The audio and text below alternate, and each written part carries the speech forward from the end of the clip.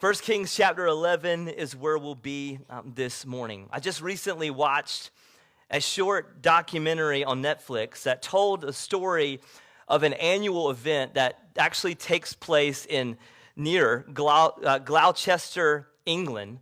And this annual event is referred to as the Cooper's Hill Cheese Rolling Competition. The Cooper's Hill Cheese Rolling Competition. And you can tell I have been quarantined some to watch such a documentary. But this was the story of every year, people from all over the world would come and they would take a roll of cheese, just like this in the picture here.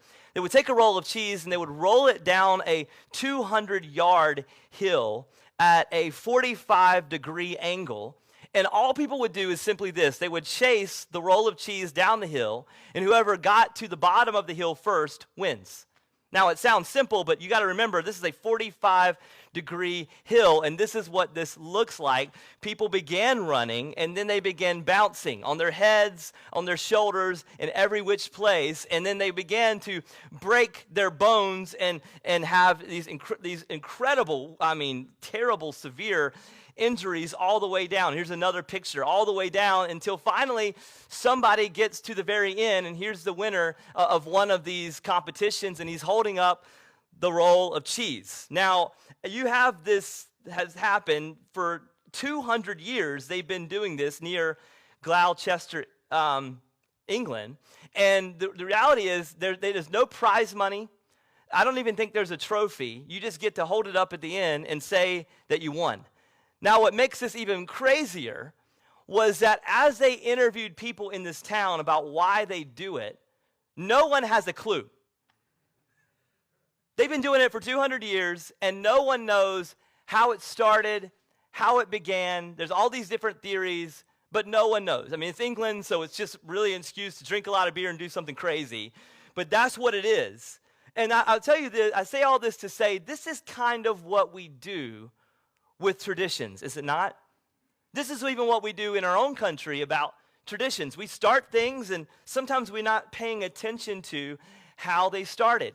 And for us, Easter is one of those traditions. If you don't believe me, you can go to the Target candy aisle. It proves that, right? You can go to Hallmark. It proves that this is a tradition that we as Americans participate in. Even if you're not a believer, people will know and recognize something about this, what we would call holiday.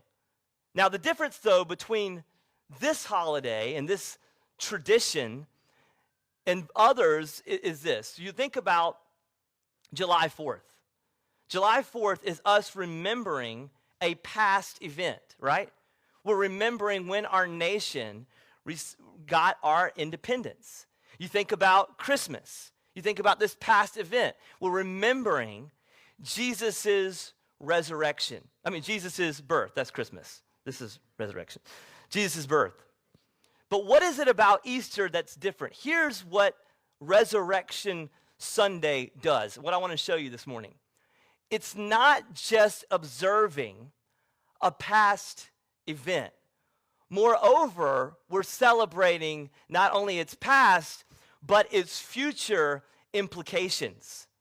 Because what the resurrection does is it says that God will make all things new.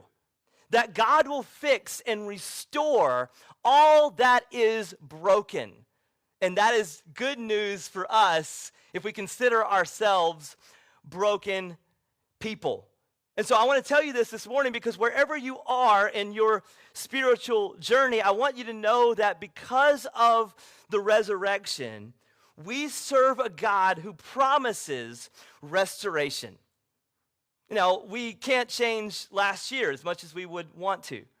We can't change our own past as much as we might want to.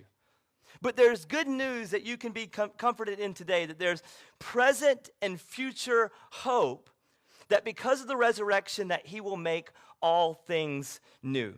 And so we're going to see that this morning in 1 Kings chapter 11. And I want to say this just out of the gate. Most of the time you don't hear an Easter sermon from 1 Kings chapter 11. So I want to say two things about that. First of all, welcome to integrity. Second of all, I want to let you know that we did not make a mistake by choosing this passage. Don't worry, we didn't forget about the Super Bowl of Christianity, Easter weekend. But we chose this passage because we felt like we've been going through this series in the Song of Solomon, or rather, the life of Solomon. And we've seen Solomon as this king in the Old Testament. He's referred to as the wealthiest and wisest king of his time.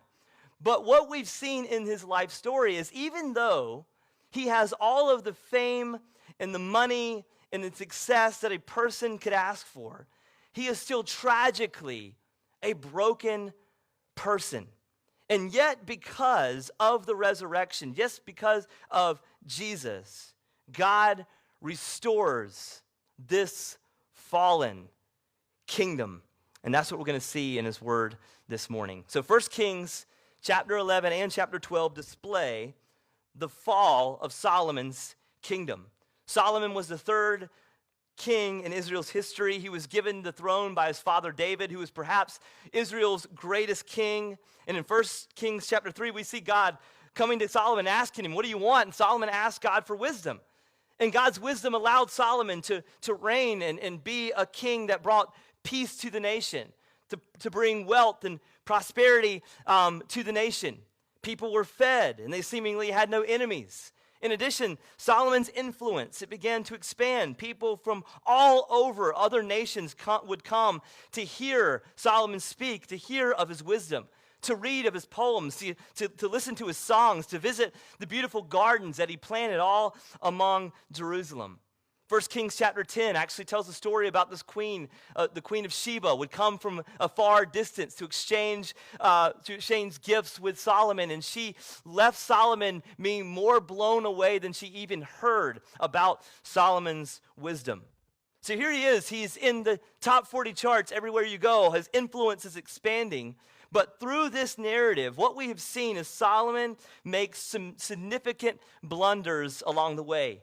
We see him oftentimes show intense greed, excessive power, and sexual brokenness.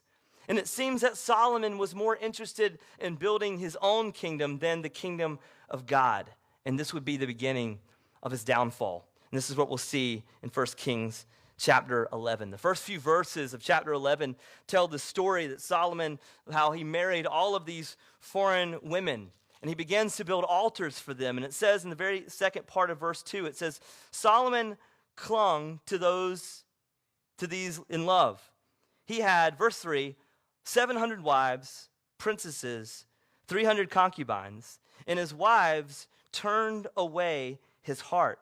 For when Solomon was old, his wives turned away his heart after other gods, and his heart was not wholly true to the Lord his God, and as was the heart of his father, of David, his father. And then you go on to see all of the different idols and altars that are built for these foreign women. You go down to verse 8, and it says, So he did for all foreign wives who made offerings and sacrificed to their gods.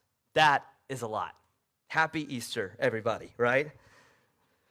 And this is a pretty clear snapshot of Solomon's brokenness. You have 1,000 women, and most would say that the 700 wives were for political alliances, and one of the reasons why Solomon had peace with other nations is he married the daughters of their rulers, but the other 300 women, the 300 concubines it's mentioned, they had nothing to do with foreign alliances, rather a result of his own perversion. So 1,000 women. What a mess. Why would you do that? How do you even remember all those birthdays and anniversaries, by the way, right? I mean, I see some of you, I've been here for over a decade, and it's funny when I'm out in public, sometimes I'm not sure if you go to Integrity or not. I haven't met you yet, maybe, and something about the mask, too, it's just thrown me off tremendously this year. And so I see some of you that, man, they look familiar. I think they've been, and I do the, hey, and then if there's no response, I'm like, oh, okay, I don't know them, right? So if I do that to you, please respond with a hey, right, back to me. But can you imagine Solomon being out in public and saying, is that one of my wives? I'm not sure. Are we married? Like not knowing for sure if he's even married because he has 1,000 women in his life. In Deuteronomy 17, God specifically told Solomon not to have many wives. God specifically told the kings of Israel not to indulge in gold and silver, not to compromise on relations with pagan nations. And Solomon, it says he does all of it. But you see, it turns Solomon's heart from the Lord. That's what 1 Kings 11 shows us. Now, not only did he marry these women for political reasons, but the text shows us right out of the gate that he also built altars for his wives. And it says that he worshiped their gods. So now Israel does not look like a monotheistic people, the worship of one God. Now they look like a polytheistic people, the worship of many gods. And this is like actually 10 Commandments 101, is it not? The first commandment is do not put any other God before me. And that is really about don't put not in front of me like as an order, but he's saying don't put them in front of me. Don't put them in my face. And now Solomon has built all of these altars for all of these women, and it's turned his heart from the Lord, and the Lord is grieved. Look at verse 9. Then says the Lord was angry with Solomon because his heart had turned away from the Lord, the God of Israel, who had appeared to him twice and had commanded him concerning this thing that he should not go after other gods. But he did not keep what the Lord had commanded. Now, when the text says that God appeared to him twice, he's actually talking about the pre-incarnate Christ. Before Christ came and was born as a baby in the town of David, Jesus appeared to Solomon and told him twice not to disobey the Lord, but to turn to the Lord. And so I want you to see this. Solomon has had too many chances. He was given a direct commandment in Deuteronomy 17 that the kings of Israel should not behave this way. And then 2 times, Jesus shows up and warns him not to do this, but to turn his heart toward the Lord. And I know what you're thinking. You're like, how in the world? I mean, he gets all of these warnings. He's blatantly disobeying Scripture. Jesus shows up twice to tell him, I wouldn't do that, right? Think if Jesus showed up to me in the flesh, Jesus appeared out of nowhere and then said, don't do this, wouldn't we obey? Well, I think sadly we are often more like Solomon than we want to believe. Because we're delusional to think that we would do something different. Because, think about the warnings that we have all the time. We drive down 264 and we see these giant signs. There's a bad car accident on the sign. It says, do not text and drive. And then we're like, cool, right? If you look at all the statistics, it doesn't matter what I tell you this morning, we're still going to do it. Typing on your phone while you drive makes you 23 times more likely to have an accident. Did you know that texting impairs your response time more than alcohol and marijuana combined? And what do? We just say, all right, somebody texts us, we got to respond. Somebody posts something on social media, we got to look at it. I have this game that I play when I drive to Raleigh with Jess, and we look and we see how many people that are looking at their phones while they're driving. It's astounding. It's always over 50% every single time. And I tell you this, not the point of this message is, what did you learn at church? Well, not to text and drive. The point is that I'm trying to make is, does it matter how many examples that we, or warnings that we have? It doesn't matter. We're still creatures who often give in to our impulses versus what we know to be true.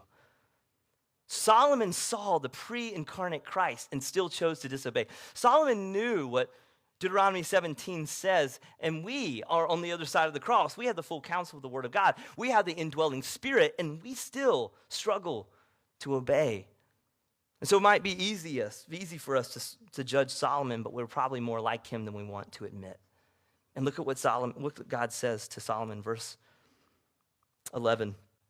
Therefore, the Lord said to Solomon, since this has been your practice, and what he's saying is since you continue to do this, since you continue to disobey, since you do not want to repent, he says, and you have not kept my covenant and my statutes that I have commanded you, I will surely tear the kingdom from you, and I will give it to your servant. Yet, and listen to this, church, yet for the sake of David your father, I will not do it in your days, but I will tear it out of the hand of your son. However, I will not tear away all the kingdom, but I will give one tribe to your son for the sake of David my servant and for the sake of Jerusalem that I have chosen. Don't miss the weight of what God is saying here, because this is really going to be the key of God's restoration. God is going to punish Solomon for his consistent non-repentant heart, and he's saying, I'm going to take away the kingdom from you, but I'm not going to do it completely. And then he says, why? Because of your father, David.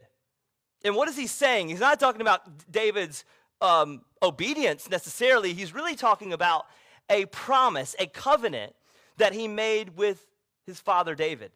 And this is found in 2 Samuel 7, that God comes and appears to David and he tells David, I am going to give you a kingdom, and that kingdom will be an everlasting kingdom.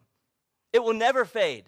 It will be for all time. This is the kingdom that I'm going to establish through you. And so David knew in his mind that through my lineage, through my offspring, God is going to build a kingdom that will last forever. And this would be how restoration would happen. This is actually what the prophet Jeremiah prophesied would take place. Jeremiah 23 verse 5. He says, behold, the days are coming, declare the Lord, when I will raise up for David a righteous branch, and he shall reign as king and deal wisely and execute justice and righteousness in the land. And in the days of Judah will be saved, and Israel will dwell securely. And this is the name of which he will be called. The Lord is our righteousness. So here's what Jeremiah and here's what other Old Testament prophets predicted, that the covenant that God made with David lies ultimately in the fact that through David's offspring, God himself would come as king and sit upon the throne. In other words, God is faithful to his promise of David. He's not going to completely dismantle the kingdom of Solomon, because he's going to call Solomon, his offspring, to continue, because there would be an everlasting kingdom. Anyone who knows who this is about? It's about Jesus. So what you see in the following verses, God rips away the kingdom from Solomon's prideful and greedy hands. And he does so by raising up three different adversaries, three different enemies. You see it in verse 14, it's Hadad the Edomite is one of the adversaries that God raises up. And Hadad the Edomite is angry because David killed his father, and so it's sort of like a cheesy 80s movie, right? You killed my father. I'm gonna come and kill your father. Sort of this 80s sort of movie, like Creed 2, kind of revenge story. And then you look at verse 23. God raised up Rezin, the son of Eladiah. Sounds like a Marvel comic supervillain. So you have these two enemies that are coming after Solomon, and then these two weren't the worst ones. Here's the worst one. Verse 26, it says, Jeroboam, the son of Nebat, also lifted his hand against the king. Now, Jeroboam is different than the other two because he's actually a fellow Israelite. So even Solomon's own people are revolting against him. And interestingly enough, he is called the mighty man of valor. That he's not going to come and attack like these other enemies. He's actually going to do so through just rising up behind the scenes as a political force, as a political threat to take Solomon down and become king. And the rest of the text explains that as Jeroboam does this, Solomon gets wind of it. He begins to try to kill Jeroboam. Jeroboam runs away and he lives in Egypt until Solomon eventually dies because his adversaries become too much. And so you pick this up in verse 41. It says, in the rest of Acts of Solomon and all that he did in his wisdom, are they not written in the book of Acts of Solomon? I have no idea. We don't have the copies, but I'm assuming that it is. Verse 42. In the time that Solomon reigned in Jerusalem over all of Israel was 40 years. And Solomon slept with his fathers. Means he died. He died and was buried in the city of David, his father. And Rehoboam, his son, reigned in its place. And so you have the story then of Jeroboam and Rehoboam. Rehoboam is Solomon's son. He is going to take the throne after Solomon dies. Then Jeroboam is that enemy that rose up as a political leader to take Solomon's place, and he got angry and fled. And now when Rehoboam is on the scene, Jeroboam pops back up on the scene, and he tells Rehoboam, I'm going to punish you more than I even punished your father. And what this does is it causes a civil war in Israel. It causes the nation to be divided in two places. One is Israel, one is Judah. And then you see that for the rest of the Old Testament. That it's always divided from this point on. And here's what I want you to see, friends. Solomon's reign starts off with incredible peace, with incredible prosperity. But what does his death offer? It offers division. It offers a civil war. And it's interesting because here's this tragedy that before David dies and hands the rule to Solomon and becomes Solomon's kingdom, before Solomon becomes king, David tells Solomon that if you believe that God's going to bless your kingdom. And David's almost giving him a wink and a nudge like, hey, I think you might even be the Messiah. He believes that perhaps God's covenant to him means that his next son, Solomon, the next son to take the throne, Solomon, would then become the Messiah. And that's how God would rise up an everlasting kingdom. But 1 Kings chapter 11 shows us this is not the case. That Solomon is not the one. And in fact, if you look at the Old Testament and you look at the different stories and kingdoms, Solomon looks more like Nebuchadnezzar when he dies than he does about Jesus. This is the one that everyone thought, he's going to be the one. He's going to be the one that's establishing this everlasting kingdom. 1 Kings 11 is like, not at all. And what Solomon leaves behind is not a restored kingdom, but a broken, divided kingdom. And for this reason, Solomon is not the true king. But guess who's faithful in the story? God. Because 990 years later, after God makes his promise to David, that through his line, that there would be an everlasting kingdom. Then you have Solomon, and then you have Rehoboam, and then the list goes on, king after king. 990 years later, there's this poor young man named Joseph who came from this line. And Joseph is with his betrothed wife who's pregnant. Her name is Mary. And they moved to this place, Bethlehem, which is called the town or the city of David, to give birth to a son. You know who his name is? His name is Jesus. And it would be through the line of David, Solomon, Rehoboam, that nearly 1,000 years of broken men and women ruling over Israel. And finally, after nearly 1,000 years of waiting, the restoration comes to a baby born in Bethlehem. And this king is going to reign like no other king. He's not going to reign at all like Solomon. Solomon was rich. Jesus poor. Solomon asks for wisdom. Jesus is wisdom. Solomon builds a temple for the people to worship God. Jesus makes his people the temple of God. Solomon gives in to temptation. Jesus resists every temptation. Solomon's rule brought temporary peace. Jesus' rule brings eternal peace. Solomon dies sacrificing on altars to gods who do not save, and Jesus died on the altar of the cross as a God who does save. Solomon's sin destroys the kingdom. Jesus' resurrection defeats sin and restores the kingdom. This is the king that we're waiting for. Not Solomon, not any other king before him, and no king after him. Because if you read this story, Solomon's life, it's a grim story. And to be honest, the rest of the Bible doesn't make a lot of sense unless we look to the resurrection of Christ. Like you find hope in other kings. They die, and they leave Israel in a more desolate place than before. You'll see Israel, they'll be in war and they'll oppression, and they'll have a few years of peace because a leader will come in. and a leader will bring them back to the Lord. But then they give back over to their pagan gods. They give into their pagan gods. They find more oppression. They find poverty, and they don't have peace. And it happens over and over and over again. That's the entire Old Testament. Until finally, as they're crying out for restoration, Christ is born in Bethlehem. And there's no restoration until Christ comes. Even in the Gospels, when Jesus is there, in the face of the religious elite, they do not believe him. Because he's come and he's established a kingdom like no other. There's actually this place I want to show you. It's Matthew 12. And it's one of the only times that Jesus mentions Solomon's name. It's one of two times.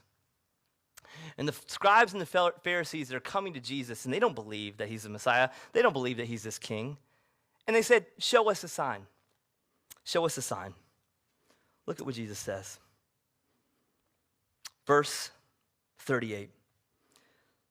Some of the scribes and the Pharisees answered Jesus, saying, Teacher, we wish to see a sign from you. But he answered them, an evil and adulterous generation seeks for a sign, but no sign will be given except for the sign of the prophet Jonah. And they're like, what do you mean, the prophet Jonah? He says, for just as Jonah was 3 days and 3 nights in the belly of the great fish, so will the Son of Man be 3 days and 3 nights in the heart of the earth. What do you think he's talking about there? Then the men of Nineveh will rise up at judgment with the generation and condemn it. For they repented at the preaching of Jonah. And behold, Jesus says, something greater than Jonah is here. He says, the queen of the south. He's talking about the queen of Sheba in 1 Kings 10. He says, will rise up at the judgment with this generation and condemn it, for she comes from the ends of the earth to hear the wisdom of Solomon. Behold, something greater than Solomon is here. One of the only times Jesus mentions Solomon, he says, yep, I'm greater.